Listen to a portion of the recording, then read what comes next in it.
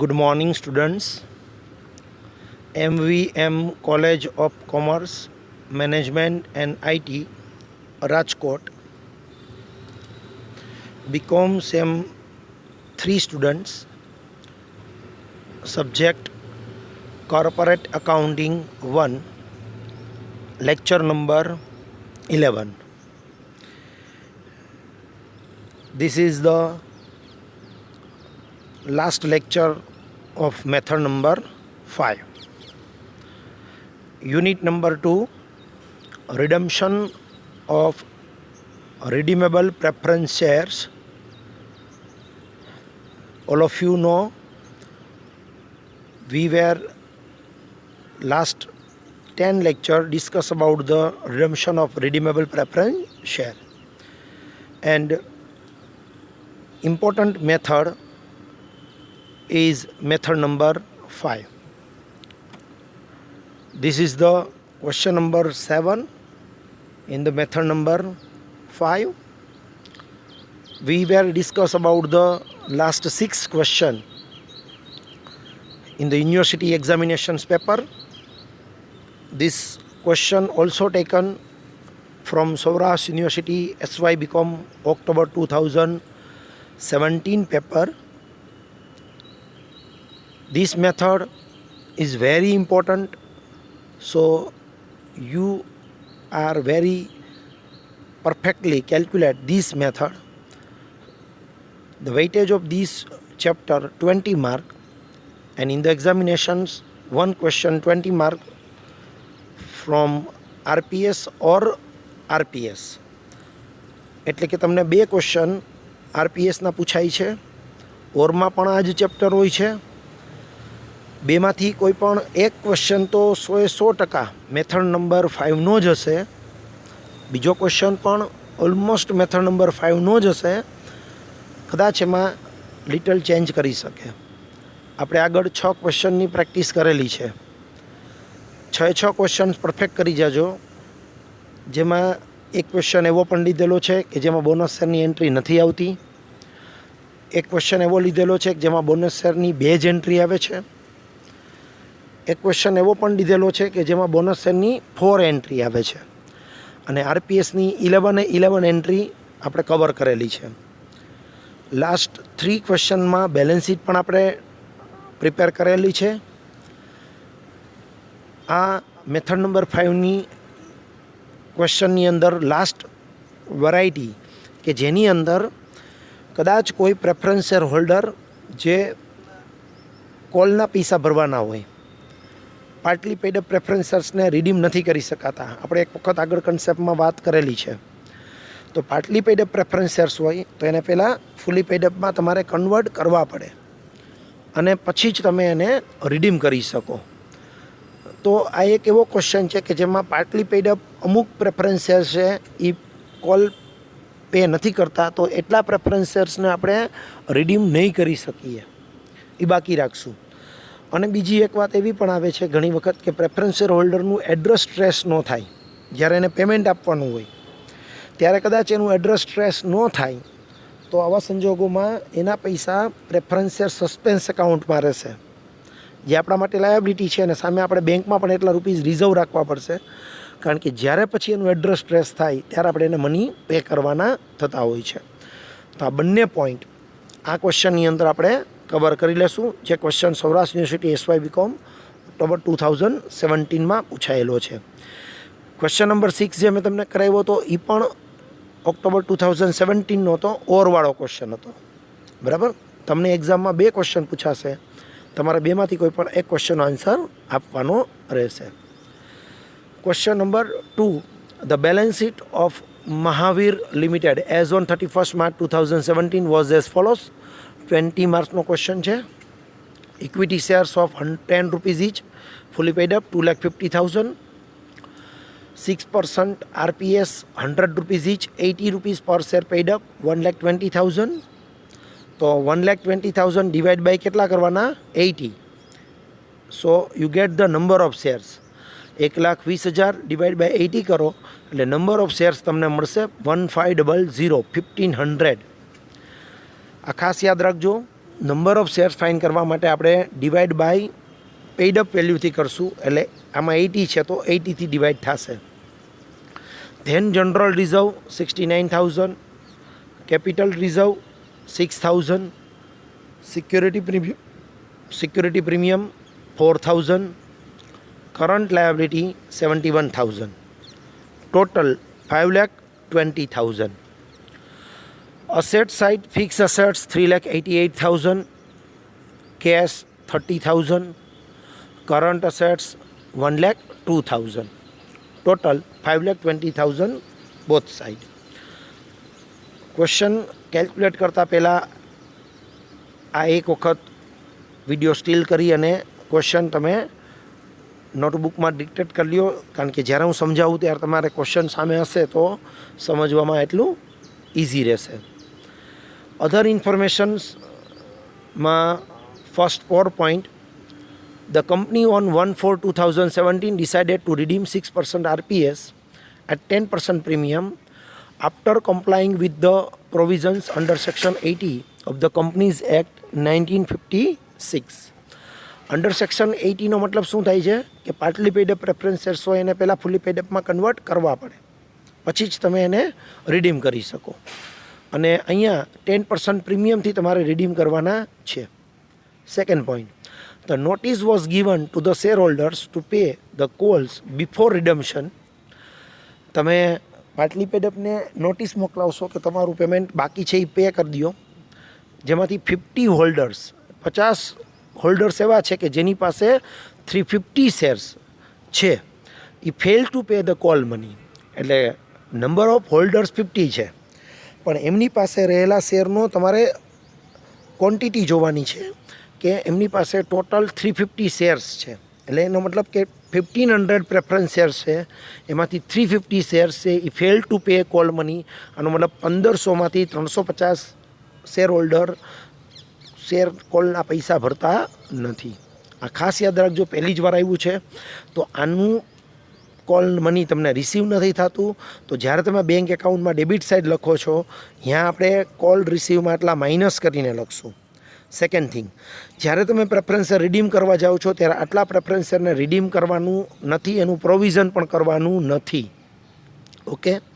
Third point, for the purpose of redemption the company utilize undistributed profit and reserve and after that issued minimum number of equity shares of 10 rupees each.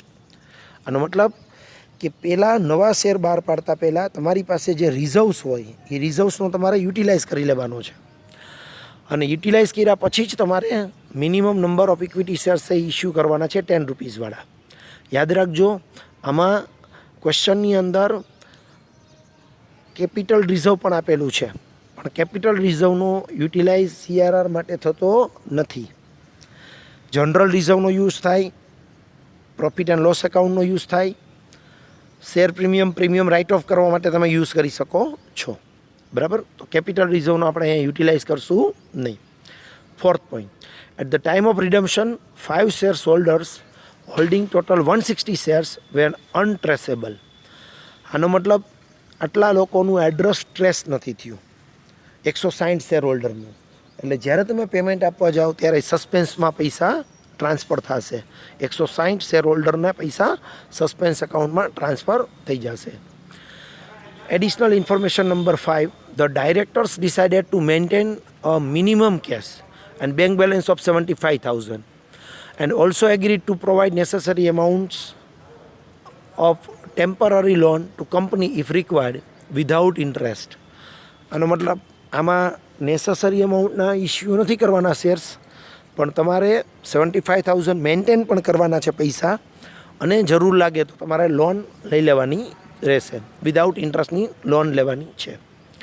6 point, the company then decided to utilize the રિઝોલન્ટ reserve એટલે કે CRR created after utilize the redemption of preference shares for issuing fully paid up bonus shares to equity shareholder.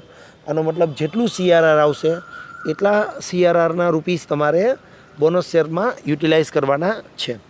ક્વેશ્ચનમાં તમને 20 માર્કમાં compulsory આટલું તો પૂછશે જ. Necessary journal entry and prepare cache and bank account and revise balance sheet જે આપણે already બધામાં કરીએ છીએ. ઓકે. તો ફર્સ્ટ ઓફ ઓલ આપણે પ્રિપેર કરશું બેંક એકાઉન્ટ જે તમને ખ્યાલ જ છે, debit side, credit side. First you write opening balance.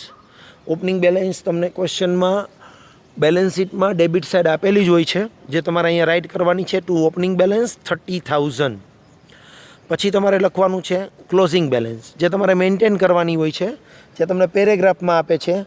અહીંયા ક્વેશ્ચનના પેરેગ્રાફમાં ઇન્ફોર્મેશન્સ ગિવન છે કે 75,000 તમારે કેશ બેલેન્સ મેન્ટેન કરવાની છે. સો બાય ક્લોઝિંગ બેલેન્સ આવશે 75,000.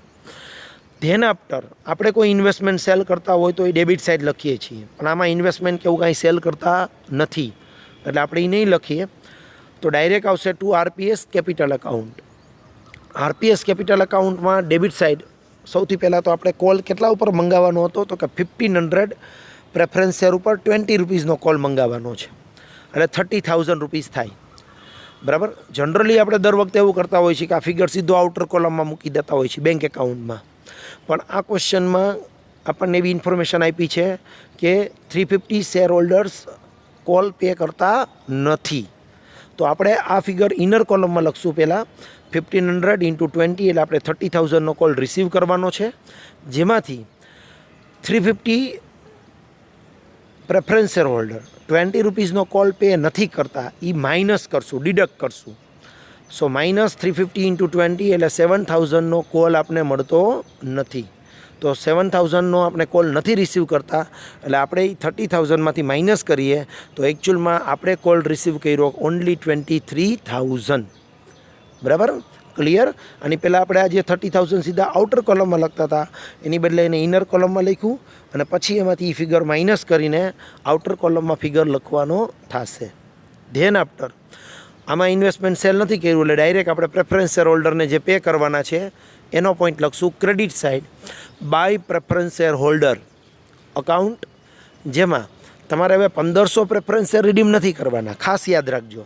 અત્યાર સુધી આપણે જેટલા પ્રેફરન્સ શેર હોય ડાયરેક્ટ લખી નાખતા હતા. અહીંયા 1,500માંથી તમારે 350 પ્રેફરન્સ શેર માઇનસ કરવાના છે, કારણ કે જેને કોલ જ નથી ભર્યો એને તમે રિડીમ ન કરી શકો.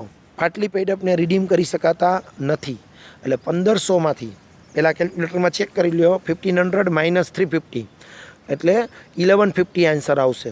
એટલે આપણે 1,150 જ પ્રેફરન્સ શેરના રિડીમ કરવાના રહેશે. તો અહીંયા આપણો ફિગર આવશે 1,15,000.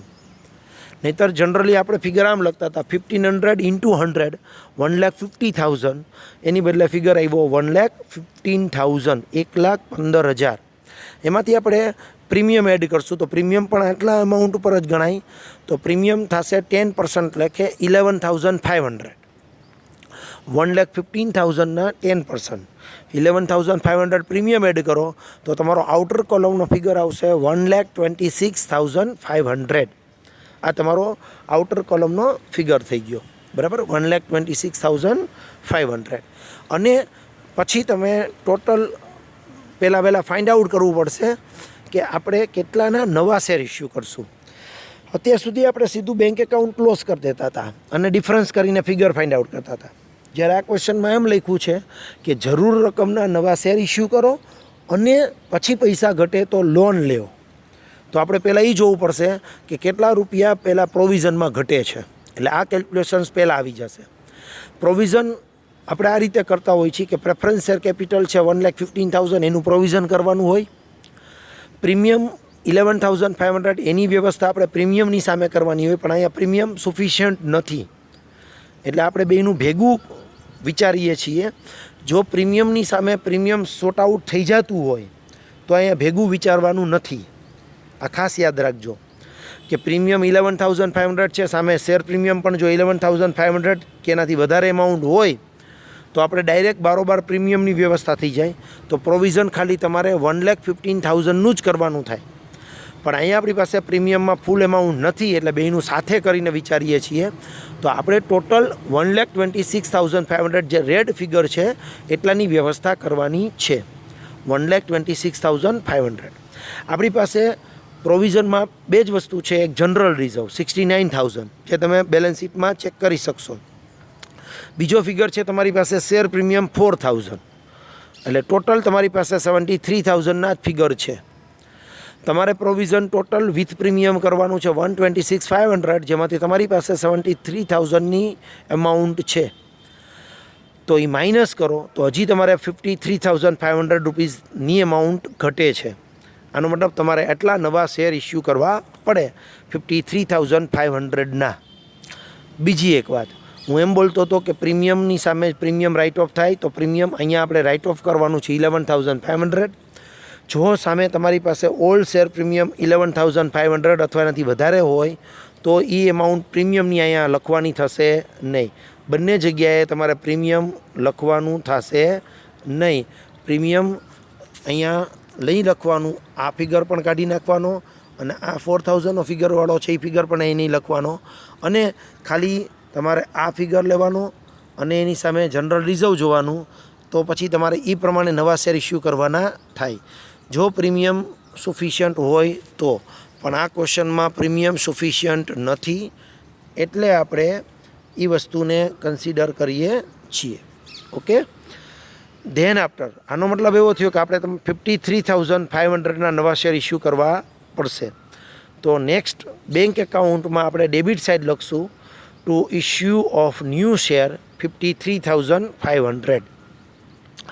હવે આપણે બેંક એકાઉન્ટ ક્લોઝ કરીએ તો આપણને ખબર પડશે ક્રેડિટ સાઇડનો ટોટલ આવે છે 2,01,500. એ ફિગર આપણે ડેબિટ સાઇડ મૂકીએ એટલે 2,01,500નો ફિગર મળશે. અને પછી ડિફરન્સ કરીએ તો 95,000 એમાઉન્ટ ઘટે છે, જે તમારે લોન લેવાની રહેશે ટુ બેંક એકાઉન્ટ લોન, એટલે મતલબ વિથઆઉટ ઇન્ટરેસ્ટ તમે લોન ટેકન કરો છો. બરાબર, તો 95,000ની એક જર્નલ એન્ટ્રી પણ આપણે પાસ કરવાની થશે. આફ્ટર ધેટ તમારે ફોર્મેટ ડ્રો કરવાનું જર્નલ એન્ટ્રીનું, date, particular, ledger folio, debit rupees and credit rupees. જેમાં ફર્સ્ટ એન્ટ્રી તમે લખો છો bank account debited to RPS capital account 23,000, જે તમે કોલ રિસીવ કરો છો તેની.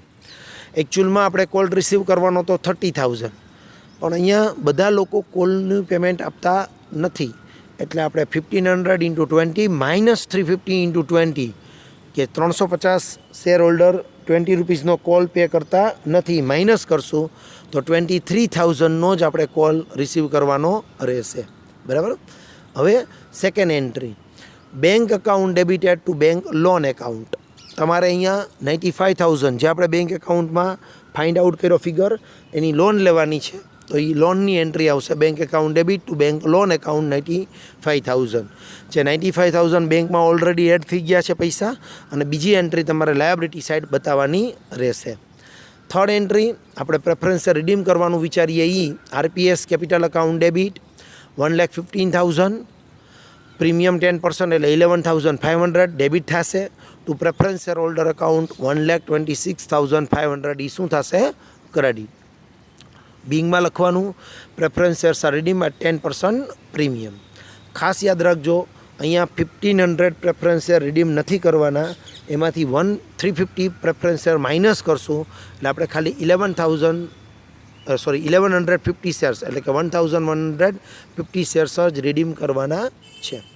ફોર્થ એન્ટ્રી તમારી આવશે general reserve account debited to CRR. અત્યાર સુધી આપણે ન્યૂ શેર પહેલાં ઇસ્યુ કરતા હતા, પણ એની બદલે આમાં જનરલ રિઝર્વવાળી એન્ટ્રી પહેલાં આવશે ટુ CRR 61,500. હવે 61,500નો ફિગર કેવી રીતે વિચાર્યો એ બરાબર ધ્યાનથી જોજો. તો કે આપણે પહેલાં પ્રીમિયમના પૈસા અલગથી કાઢી લેવા પડે. બરાબર, પ્રીમિયમના રૂપીસ છે એનું કેલ્ક્યુલેશન હું અહીં તમને લખીને સમજાવું છું. પ્રીમિયમનો ફિગર હતો 11,500, આટલા રૂપીસની તમારે વ્યવસ્થા કરવાની હતી, જેમાંથી આપણી પાસે 4,000 રૂપીસ છે એ પ્રીમિયમમાંથી મળશે. તો 11,500માંથી 4,000 માઇનસ કરો એટલે તમારે PNLમાંથી અથવા તો GRમાંથી 7,500ની વ્યવસ્થા કરવી પડશે. અને 7,500 રૂપીસ છે એ જે 7,500 રૂપીસ છે એ પહેલાં આપણે અહીંયાથી માઇનસ કરી નાખવા પડશે. શેમાંથી? જનરલ રિઝર્વમાંથી. તો જનરલ રિઝર્વ છે આપણું 69,000, એમાંથી 7,500 માઇનસ કરો તો 61,500 આપણે જનરલ રિઝર્વમાંથી CRRમાં ટ્રાન્સફર કરવાના રહેશે. આ ફિગર એક વખત હજી જોઈ લ્યો, બરાબર, કે પહેલાં પ્રીમિયમના પૈસા અલગ કાઢી લેવા પડે. પ્રીમિયમ છે 11,500, રાઇટ ઓફ કરવાનું, જેમાંથી આપણી પાસે ઓલ્ડ શેર પ્રીમિયમ છે 4,000, એ માઇનસ કરશું એટલે આપણે ખબર પડી કે હજી 7,500 આપણે કાં પીએનએલમાંથી અને કાં જીઆરમાંથી કાઢવા પડે. અહીંયા ક્વેશ્ચનમાં પીએનએલ અકાઉન્ટ નથી એટલે આપણે 7,500 જીઆરમાંથી કાઢશું. જીઆર છે 69,000, એમાંથી 7,500 માઇનસ કરો તો 61,500 જ તમારે ટ્રાન્સફર કરવાના રહેશે. એટલે અહીંયા લખેલા છે general reserve account debit to CRR 61,500. આ ફિગર ખાસ યાદ રાખજો. Okay, then after fifth entry આપણી આવશે bank account debited to equity share capital account. જે આપણે નવા શેર ઇસ્યુ કરવાના છે તે ફિગર. તો ન્યૂ શેર તમે ઇસ્યુ કરો છો 53,500નો, એ ફિગર આપણે બેંક એકાઉન્ટમાં મળેલો જ છે. અથવા તો પ્રીવિયસ આપણે એક વર્કિંગ નોટ કરી, એ વર્કિંગ નોટમાં પણ દર્શાવેલ છે કે આ 53,000નો ફિગર કેવી રીતે આપણે મળ્યો છે. બરાબર, શેર ઇસ્યુ કરવાનો છે 10 રૂપીઝ ઇચ એટ પાર. એના પછી 6 એન્ટ્રી આવશે પ્રીમિયમ રાઇટ ઓફ કરવાની, જેનું કેલ્ક્યુલેશન હમણાં જ મેં તમને લખીને બતાવ્યું કે 4,000 તમે શેર પ્રીમિયમમાંથી લ્યો છો. So share premium account debited 4,000. જનરલ રિઝર્વમાંથી તમે 7,500 લ્યો છો. So general reserve account debited 7,500 to premium on redemption of preference share account 11,500. આટલા રૂપીઝ આપણે ટ્રાન્સફર કરવાના રહેશે. ઓકે, નેક્સ્ટ 7 નંબરની એન્ટ્રી આપણે પેમેન્ટ આપવાનું છે, પણ પેમેન્ટ આપણે 126,500નું પૂરેપૂરું નહીં કરીએ, કારણ કે આ ક્વેશ્ચનમાં એ પણ એક નવો પોઈન્ટ હતો કે તમારે 160 પ્રેફરન્સ શેર હોલ્ડરને ટ્રેસેબલ નથી થતું એડ્રેસ, એટલે કે તમે પેમેન્ટ આપી શકતા નથી.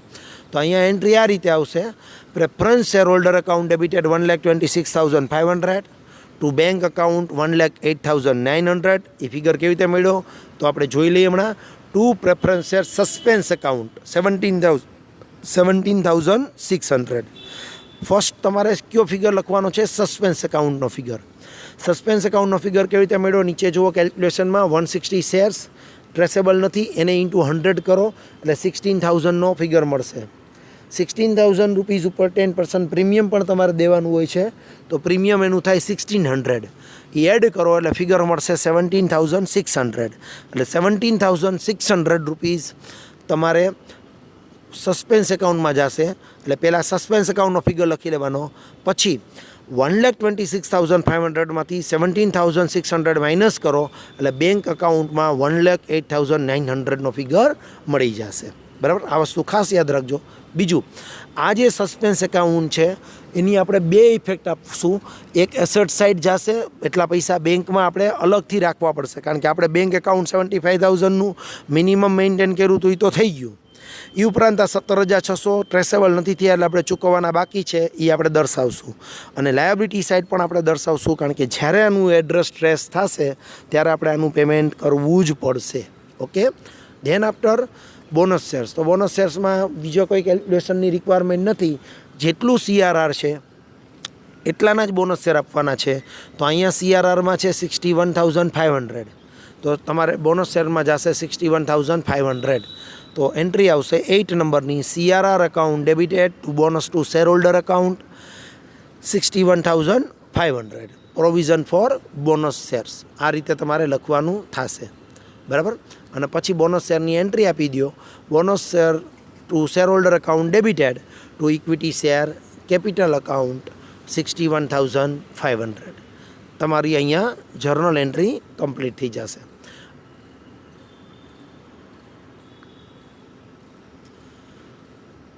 આફ્ટર જર્નલ એન્ટ્રી હવે તમારે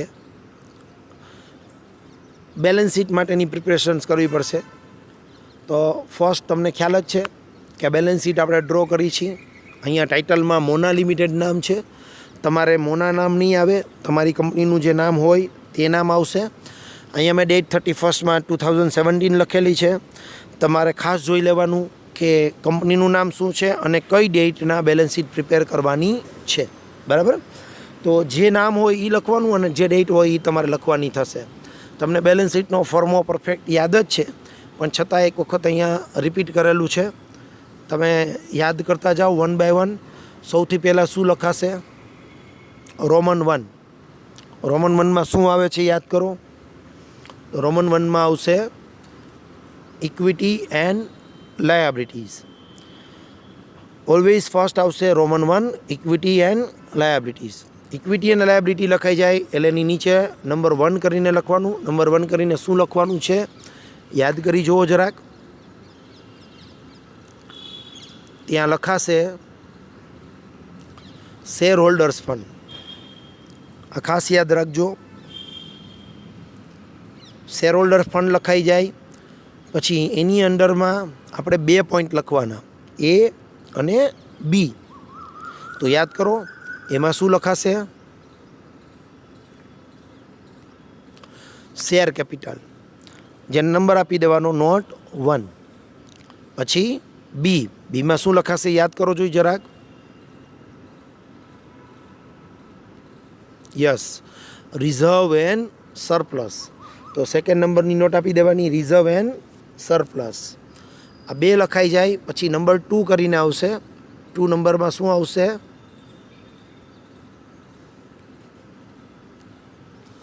કરંટ લાયબિલિટીઝ.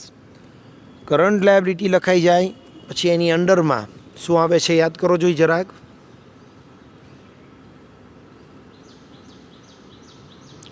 ટ્રેડ પેયેબલ્સ એટલે કે ક્રેડિટર્સ.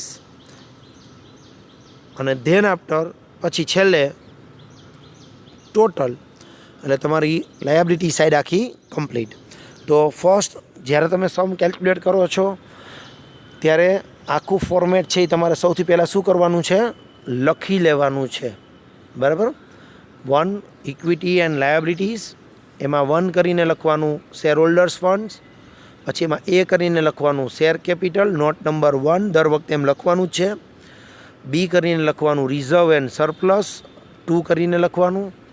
સેકન્ડ પોઈન્ટ આવશે કરંટ લાયબિલિટીઝ, એની અંદર આવશે ટ્રેડ પેયેબલ્સ. પછી કદાચ અધર લાયબિલિટીઝ હોય, બિલ્સ પેયેબલ કે એક્સેટ્રા કાંઈ પણ લોન વગેરે, તો એ તમારે અહીંયા લખવું પડે. બેલેન્સ શીટનો સેકન્ડ પોર્શન આવશે એસેટ સાઇડ. રોમન 2 કરીને લખવાનું અસેટ્સ. અસેટ્સની અંદર આવશે 1 નોન કરંટ અસેટ્સ. એ નોન કરંટ અસેટ્સમાં ફર્સ્ટ પોઈન્ટ આવશે ફિક્સ અસેટ્સ. જો મોર ધેન 1 ફિક્સ અસેટ્સ આપી હોય તો તમારે એની અંદર ફિક્સ અસેટ્સમાં નોટ 3 કરીને બનાવવી પડે, અને એક જ હોય તો ડાયરેક્ટ લખી લેવાની રહેશે. પછી આવશે કરંટ એસેટ્સ. યાદ કરો જોઈએ, કરંટ એસેટ્સમાં 3 પોઈન્ટ લખવાના હોય છે ઓલવેઝ, એ, બી અને સી. એમાં શું લખાય? આવી ગયું યાદ? એમાં લખાય ઇન્વેન્ટરીઝ, સ્ટોક. પછી લખાય બી. બીમાં શું આવશે? યસ, ટ્રેડ રિસીવેબલ એટલે કે ડેટર્સ. પછી ત્રીજું નામ આવશે, શું આવશે સીમાં? Yes, cash and bank balance. તો તમારા 3 નામ તમારે યાદ રાખવાના છે. કરંટ એસેટ્સમાં લખી જ નાખવાના પહેલેથી. એ એટલે ઇન્વેન્ટરીઝ, જેનું બીજું નામ થાય સ્ટોક. ટ્રેડ રિસીવેબલ, બીજું નામ થાય ડેટર્સ. ત્રીજું નામ છે કેશ એન્ડ બેંક બેલેન્સ. એ તમારે લખી નાખવાના. આ 3 લખાઈ જાય પછી જો કદાચ કોઈ અધર કરંટ એસેટ્સ હોય તો એ લખાય. પછી બિલ્સ રિસીવેબલ હોય તો એ લખાય. અને બીજું કાંઈ પણ હોય, જેમ કે આમાં છે પ્રેફરન્સ સસ્પેન્સમાં એટલા પૈસા રાખવાના છે તો એ. અને ધેન આફ્ટર ટોટલ. તો સૌથી પહેલાં તમારે બેલેન્સ શીટમાં લાયબિલિટી કરીને આખું બધું લખી નાખવાનું ફોર્મેટ, અસેટ્સ કરીને આખું ફોર્મેટ લખી નાખવાનું. પછી જ તમારે આમાં ફિગર પુટઅપ કરવાના છે. તો સૌથી પહેલાં આપણે બેલેન્સ શીટમાં લાયબિલિટીનું ફોર્મેટ લખી નાખ્યું. બરાબર, આ ફોર્મેટ છે. હવે ફોર્મેટ લખાઈ જાય પછી તમારે પહેલાં નોટ 1 પ્રિપેર કરવાની. નોટ 1નું નામ છે શેર કેપિટલ. એ શેર કેપિટલમાં સૌથી પહેલાં લખવાનું ઇક્વિટી શેર્સ. આપણા ક્વેશ્ચનમાં 10 રૂપીઝવાળો શેર છે, મેં અહીંયા 100 લખ્યું છે, આપણે 10 આવશે. Equity shares 10 rupees each, 2,50,000. તો ફિગર લખી નાખવાનો 2,50,000 એ લખાઈ જાય. પછી પ્લસ કરવાના issue of new equity shares, જે તમે આમાં ઇસ્યુ કર્યા છે 53,500ના, બરાબર. જે આપણે વર્કિંગ નોટમાં ક્યાંક દર્શાવેલું જ હશે કે આપણે 53,500ના નવા શેર ઇસ્યુ કર્યા છે. તો એ ફિગર લખી નાખવાનો 53,500. એ ફિગર લખાઈ જાય પછી તમારે લખવાનું પ્લસ બોનસ શેર. ધારો કે તમે બોનસ શેર આપ્યા હોય તો એ ફિગર લખવાનો થશે. તો અહીંયા બોનસ શેર આપ્યા છે 61,500ના, તો પ્લસ કરવાના બોનસ શેર 61,500. જનરલી આ 3 વસ્તુ જ આવતી હોય, પણ આપણા ક્વેશ્ચનની અંદર પ્રેફરન્સ શેર્સ જે પાર્ટલી પેડ આપતા કે જે આપણને કોલ ભરતા નથી, જેને આપણે રિડીમ નથી કર્યા, તો એ પ્રેફરન્સ શેર પણ આપણે અહીંયા દર્શાવવા પડશે, કારણ કે એ હજી આપણે રિડીમ કર્યા નથી. તો એ બોનસ શેર્સ ઉપરાંત વધારાના લખવાના પ્રેફરન્સ શેર્સ 350 પ્રેફરન્સ શેર્સને આપણે રિડીમ નથી કર્યા, જે આપણે ક્વેશ્ચનમાં આપેલું છે કે એ લોકો આપણને કોલ પે નથી કરતા, અને કોલ પે ન કરતા હોય તો આપણે એને રિડીમ ન કર્યા હોય, અને રિડીમ ન કર્યા હોય તો એને આપણે નોટ 1 શેર કેપિટલમાં બતાવવા પડે. 350 પ્રેફરન્સ શેર્સ ઇન્ટુ આપણે એને 80 કરશું, કારણ કે એને 20 રૂપિયાનો કોલ ભર્યો નથી, એટલે અહીંયા 80 સાથે મલ્ટીપ્લાય કરીને બતાવવા પડે 28,000. આ એક તમારા માટે ન્યૂ પોઈન્ટ છે. એ લખાઈ જાય પછી ટોટલ કરવાનો 3,93,000. જે ટોટલ આવશે એ તમારે બેલેન્સ શીટમાં કેરી ફોરવર્ડ કરવાનો થશે. જોઈ લો ધ્યાનથી, શેર કેપિટલ નોટ 1 અને નોટ 1 બનાવ્યા પછી જ આ ફિગર તમને મળશે, જે ટોટલમાં તમે દર્શાવ્યા છે 3,93,000.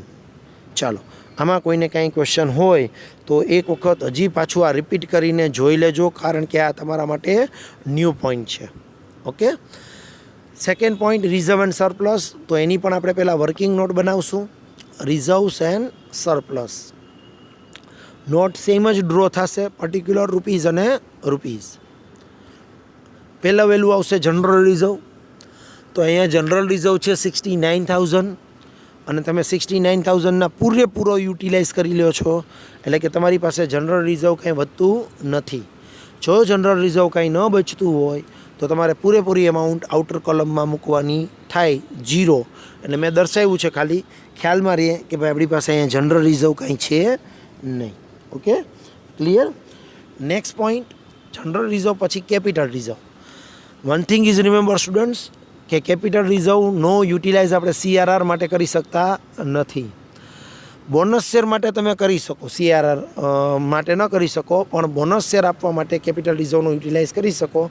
પણ અહીંયા એવી કંઈ વાત નથી કરી કે કેપિટલ રિઝર્વનો યુટિલાઇઝ કરીને બોનસ શેર આપવાના છે. એટલે આપણે કેપિટલ રિઝર્વ 6,000 એમનેમ જ રહેશે આપણી પાસે, તો આપણે દર્શાવશું રિઝર્વ એન્ડ સરપ્લસમાં. ત્રીજું છે આપણી પાસે શેર પ્રીમિયમ ઓલ્ડ. પણ અહીંયા શેર પ્રીમિયમ આપણે રાઇટ ઓફ કરવા માટે યુટિલાઇઝ કરી લીધું, એટલે આપણી પાસે કાંઈ એમાં રહેતું નથી, એટલે આપણે અહીંયા દર્શાવશું નહીં. શેર પ્રીમિયમમાં કોઈ પણ એમાઉન્ટ આવશે નહીં. Okay. After share premium total, તો ટોટલ 6,000 એમનેમ જ આવશે, અને આ 6,000 તમારે બેલેન્સ શીટમાં પછી દર્શાવવું પડશે બી કરીને રિઝર્વ એન્ડ સરપ્લસમાં. એટલે રિઝર્વ એન્ડ સરપ્લસમાં આપણે દર્શાવી દીધું 6,000, બરાબર. ધેન આફ્ટર ટ્રેડ પેએબલ જુઓ, ક્રેડિટર્સ, તો 71,000 આપણને ક્વેશ્ચનમાં આપેલા છે, જે આપણે દર્શાવશું 71,000. અને એ ઉપરાંત એક વધારાનું દર્શાવવું પડશે આપણે પ્રેફરન્સ શેર સસ્પેન્સ એકાઉન્ટ. આ તમારા માટે ન્યૂ પોઈન્ટ છે. પ્રેફરન્સ શેર સસ્પેન્સ એકાઉન્ટ 17,600, જે તમે તમારી જર્નલ એન્ટ્રી 7 નંબરમાં બતાવેલું છે કે તમે એટલાનું એડ્રેસ ટ્રેસ નથી કરી શક્યા, એટલે સસ્પેન્સ એકાઉન્ટમાં એમાઉન્ટ જાય છે. It is our liability. જ્યારે તમે એનું એડ્રેસ ટ્રેસ કરી લેશો ત્યારે તમારે એને પેમેન્ટ આપી દેવું પડે.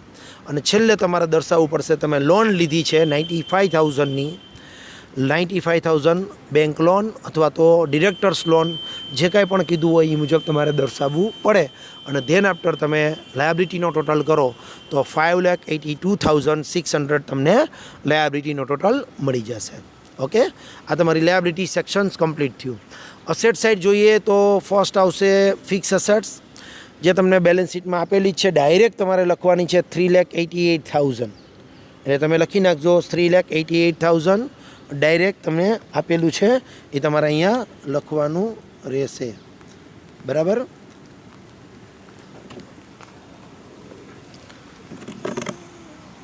એ લખાઈ જાય પછી તમારે લખવાનું થશે નેક્સ્ટ પોઈન્ટ.